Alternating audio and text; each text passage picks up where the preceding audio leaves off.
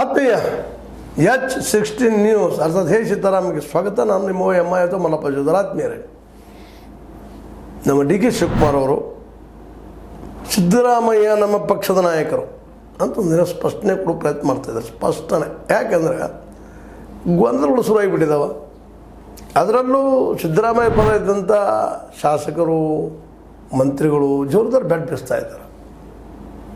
ಅವರ ಪೂರ್ಣಾವಧಿ ಇರಲಿ, 5 ವರ್ಷವೂ ಆಗಲಿ, ಮುಂದಿನ 2.5 ವರ್ಷ ಅವ್ರು ಬೇಕಾಗಿಲ್ಲ, ಹಾಗೆ ಹೀಗೆ ಅವ್ರು ಮುಂದುವರಿತಾ ಹೋಗ್ರಿ, ಬದಲಾಗೋದು ಬೇಡ ಅನ್ನೋ ಮಾತನ್ನು ಜೋರದಾರ್ ಹೇಳಿಸ್ಬಿಟ್ಟಿದ್ದಾರೆ. ಸತೀಶ್ ಅವರಾಗಿರ್ಬೋದು, KN ರಾಜನ್ ಅವರಾಗಿರ್ಬೋದು, ನಮ್ಮ ಪರಮೇಶ್ವರಯ್ಯನವರಾಗಿರ್ಬೋದು, ಎಲ್ಲರೂ ಹೆಚ್ಚು.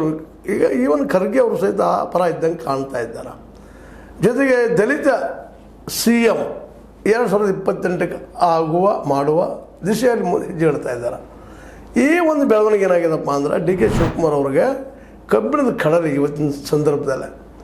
ಯಾಕೆಂದರೆ ಇರ್ಬೋದು, ಅವರು ಒಕ್ಕಲಿಗ ಸಮುದಾಯದಲ್ಲಿ ಎಲ್ಲರೂ ಇದ್ದಾರೆ, ಅವ್ರ ಬಲಾನು ಸಾಕಷ್ಟದ, ಆರ್ಥಿಕವಾಗಿ ಭ್ರಷ್ಟರು ಇದ್ದಾರೆ.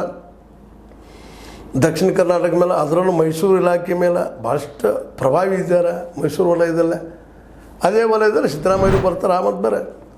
ಹೀಗಾಗಿ ಆದರೆ ಇವತ್ತೇನಾಗಿದೆಪ್ಪ ಅಂತಂದ್ರೆ ದಲಿತ ಸಮುದಾಯಕ್ಕೂ ಮತ್ತು ST ಸಮುದಾಯಕ್ಕೂ ತಮ್ಮ ಶಕ್ತಿ ಮತ್ತು OBCಗೂ ತಮ್ಮ ಶಕ್ತಿ ಏನದ ಅನ್ನೋದು ಪಕ್ಕಾ ನಿರ್ಧಾರ ಆಗಿದೆ. ನಾವು ಯಾಕೆ ಆಗಬಾರ್ದಪ್ಪ CM ಅನ್ನುವಂಥ ಪ್ರಶ್ನೆ ಜೋರು ಹಿಡಿತಾ ಇದೆ ದಿನದಿಂದ ದಿನಕ್ಕೆ.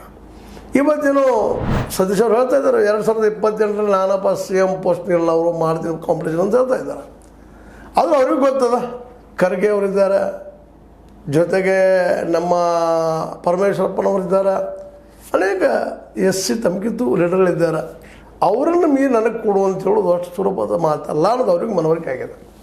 ಮತ್ತು ನಮ್ಮ ಶಕ್ತಿ ಸಾಮರ್ಥ್ಯಗಳು ಏನು ಅನ್ನೋದು ಅವ್ರಿಗೆ ಮನವರಿಕೆ ಆಗಿದೆ.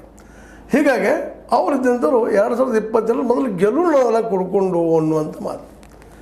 ಜೊತೆಗೆ 2028ರಲ್ಲೂ ಗೆಲ್ಲೋದಕ್ಕೆ ಸಿದ್ದರಾಮಯ್ಯ ಬೇಕು. ಅವ್ರು ರಾಜಕೀಯವಾಗಿ ನಿವೃತ್ತಿ ಹಾಕ್ಕೊಡೋದು ಮುಖ್ಯಮಂತ್ರಿ ಬಿಟ್ಟು ಅವ್ರು ನಡೀತದೆ.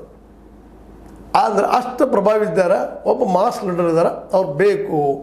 ಮತ್ತು ಈ 5 ವರ್ಷಕ್ಕಂತ ಅವ್ರಿಗೆ ಕೆಲವು ಅವಶ್ಯಕತೆ ಇಲ್ಲ ಅನ್ನೋ ಸ್ಪಷ್ಟ ಪ್ರಬಲ ಮಾತು ಬರ್ತಾ ಇದ್ದಾವೆ. ಜೊತೆಗೆ ಸಿದ್ದರಾಮಯ್ಯರು ಗಟ್ಟಿ ಆಗ್ತಾ ಇದ್ದಾರೆ. ಆ ಬಂದಂಥ ಮುಡ ಒಂದು ಏನು ಹಾವಳಿತ್ತು ಅದು ಬದುಕಿ ಸರಿದಂಗೆ ಆಗಿದೆ. ಮುಡ ಪ್ರವಾಹದಲ್ಲೇ ಮೋಸ್ಟ್ಲಿ ಸಿದ್ದರಾಮಯ್ಯ ರಾಜೀನಾಮೆ ಕೊಡೋ ಪ್ರಸಂಗ ಬರ್ಬೋದು.